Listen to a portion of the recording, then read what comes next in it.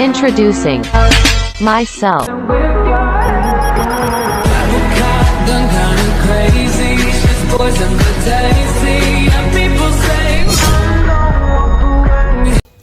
Assalamualaikum warahmatullahi wabarakatuh. Perkenalkan, nama saya Muhammad Ferdi, NIM 240820174. Saya mahasiswa Universitas 19 November Kolaka, Fakultas Sains dan Teknologi, Prodi Teknik Sipil.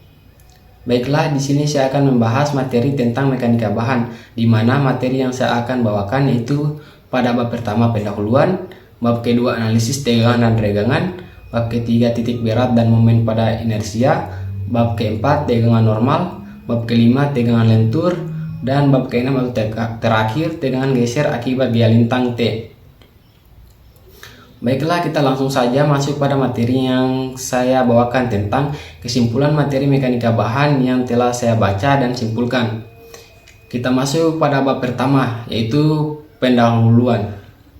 Bab ini membahas dasar-dasar penting dalam ilmu mekanika bahan seperti konsep, dasar analisis, struktur, dan asumsi-asumsi ideal yang digunakan. Misalnya material homogen, isotropik, dan deformasi kecil. Selain itu, dikumpas klasifikasi elemen, struktur, batang, balok, pelat, kolom berdasarkan arah pembebanan, serta jenis-jenis tumpuan, sandi, roll jepit yang digunakan dalam sistem struktur.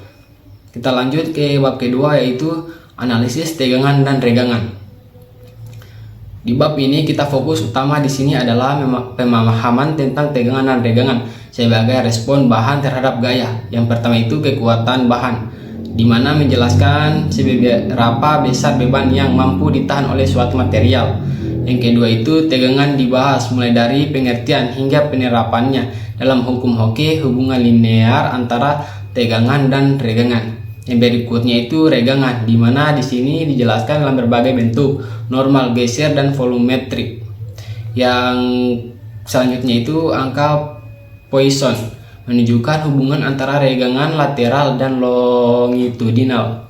Yang terakhir itu hubungan tegangan dan regangan dalam sistem biaksial dan triaksial, juga dijelaskan untuk kondisi lebih kompleks.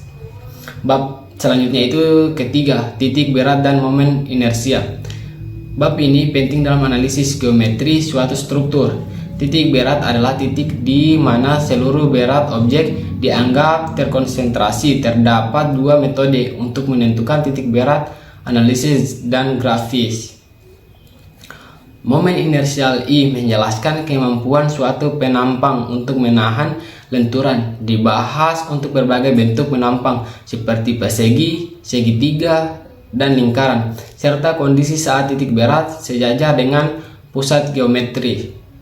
Yang selanjutnya itu bab keempat, tegangan normal.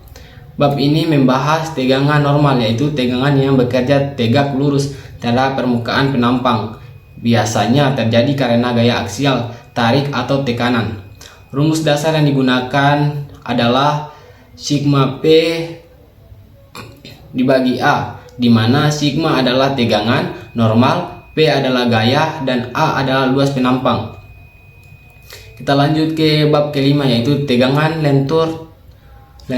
Tegangan lentur muncul ketika suatu balok dibebani hingga melengkung.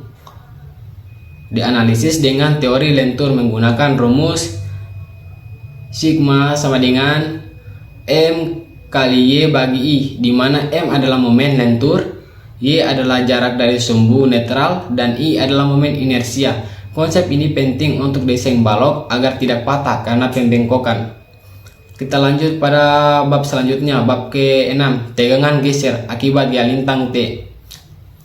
Pada bab ini membahas tegangan geser yang timbul karena gaya lintang, shear force, yang bekerja sejajar terhadap permukaan penampang. Umumnya terjadi pada balok. Rumus yang digunakan yaitu T sama dengan V kali Q bagi I kali B, di mana V adalah gaya lintang, Q adalah momen statis, I adalah momen inersia, dan B adalah lebar penampang di titik yang dianalisis. Mungkin itu saja materi yang saya bahas tentang pemahaman saya mengenai materi mekanika bahan yang telah saya baca dan pelajari. di salah satu buku yang saya dapatkan di internet. Sekian, terima kasih.